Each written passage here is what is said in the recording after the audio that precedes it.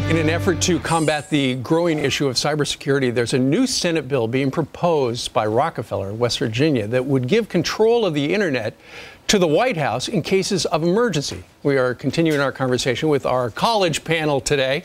Kate, let's start with you. Do you like the idea of the fact that the President of the United States, if this bill were to become law, could say, okay, there's an emergency right now, so I'm going to flip off the internet. I'm going to turn off Google. I'm going to turn off all the internet service providers. Well, as someone who uses the internet a ton, I, of course, would really want to know the specific cases under which that would be allowable, or kind of have some guidelines to understand that. But I'm, at the same time, really concerned about cybersecurity. Sure. Both about personal information that there may be on the internet, and then the growing threat of cyber attack. So for me, I'd love to see, I'm excited to see this. Right, but David, the problem with this particular bill, and it's gone back to committee and they've been working on it for half a year, is that it is so vague.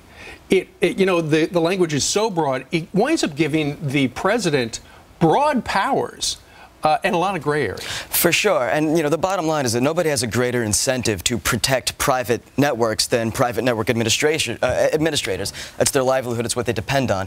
Now, I've never met the president, but gun to my head, if I had to guess, he probably doesn't know a whole lot about hierarchical topology networks or VPN or mesh networks or peer-to-peer. Yet this bill is going to give him the power to do, quote, whatever necessary in terms of, quote, a cyber emergency. So basically whatever, whenever. And I think that's potentially very frightening. Barry, what do you think?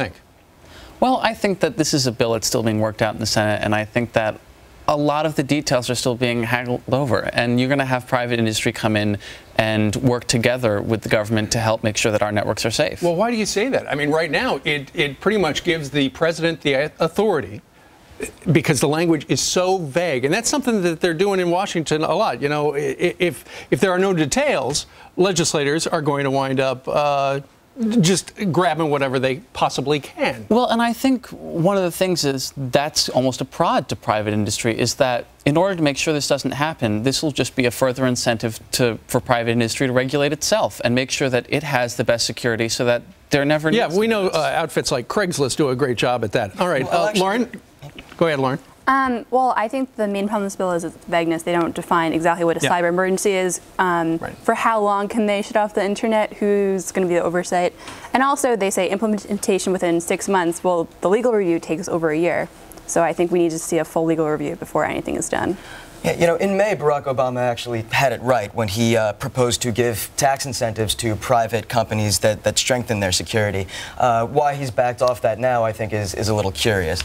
Well, but that's the thing, is that that's not what the bill is wholly about. It's not just about having this emergency power. It's also about, giving federal scholarships to people who study cybersecurity and, working with the private industry developers. And you can't really say that they're going to shut off the internet. There's language about private networks. Yeah, no, it's really dangerously vague, the language. They are talking about that, and essentially it would give Barack Obama, the President of the United States, the same power that George Bush had on the day of September the 11th, when he turned off all air traffic in this country, grounded all of the planes. Essentially, that's what Obama would have if he is given the power. But that's a fallacy, because that's not how the internet works. It's a decentralized system, so there's no one big switch you can pull and shut off the entire network.